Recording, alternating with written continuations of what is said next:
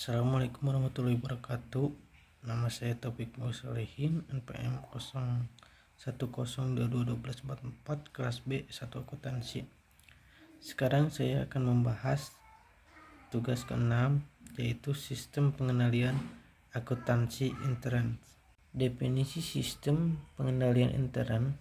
Sistem pengendalian intern meliputi struktur organisasi, metode, dan ukuran-ukuran yang dikoordinasikan untuk menjaga kekayaan organisasi, mengecek ketelitian dan keandalan data akuntansi, mendorong efisien, dan mendorong memenuhi kebijakan manajemen. Tujuan sistem pengendalian internal yaitu menjaga kekayaan organisasi, mengecek ketelitian dan keadaan data akuntansi, mendorong efisien, mendorong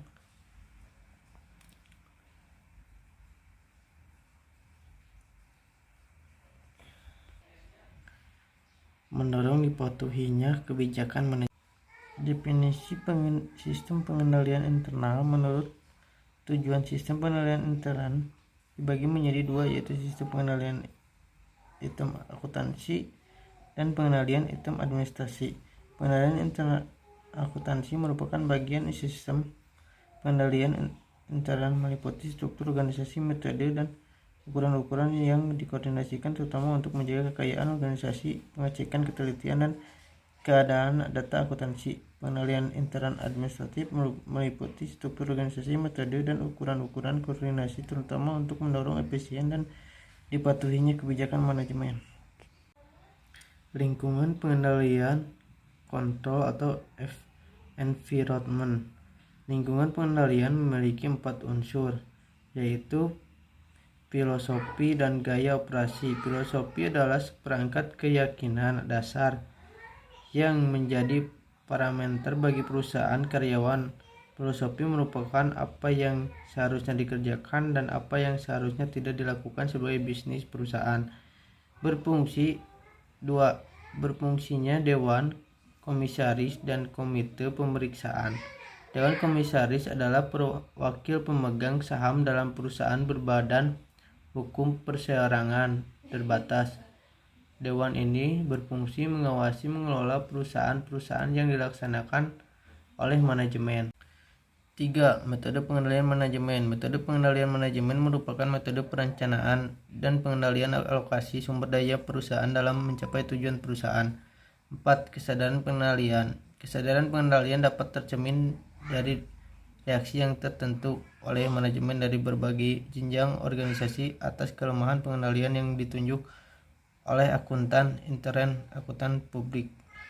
Pendekatan akuntansi untuk merancang pengendalian intern akuntansi. Secara garis besar, pendekatan untuk merancang pengendalian intern akuntansi adalah bertitik tolak dari tujuan sistem menjadi kekayaan perusahaan dalam mengecek ketelitian dan keadaan informasi akuntansi. Rincian tujuan pengendalian intern akuntansi adalah sebagai berikut, yaitu menjaga kekayaan perusahaan, mengecek ketelitian dan keandalan data akuntansi, pelaksanaan transaksi melalui sistem otomatisasi yang telah ditetapkan, pencatatan transaksi yang terjadi dalam catatan akuntansi. Pengendalian intern akuntansi yaitu pengendalian umum.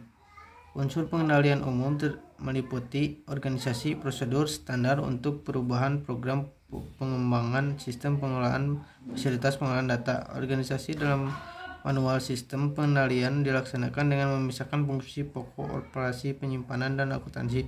Dalam sistem komputer, program komputer dapat dirancang untuk membuat keputusan kapan persediaan harus dipesan dan sekaligus menerbitkan surat order pembelian yang dapat dikirim ke pemasok. Pengendalian intern akuntansi yaitu pengendalian terhadap sistem dan program pengendalian umum yang bersangkutan dengan fungsi pengembangan sistem dan program, meliputi prosedur penelahan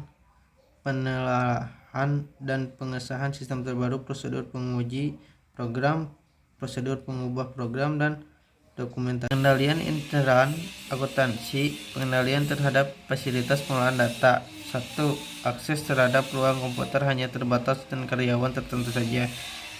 2. Pengendalian terhadap penggunaan arsip disimpan dalam perpustakaan. 3. Pembuatan struktur jelas mengenai pembuatan data dalam dokumen sumber dalam bentuk yang dibaca oleh komputer.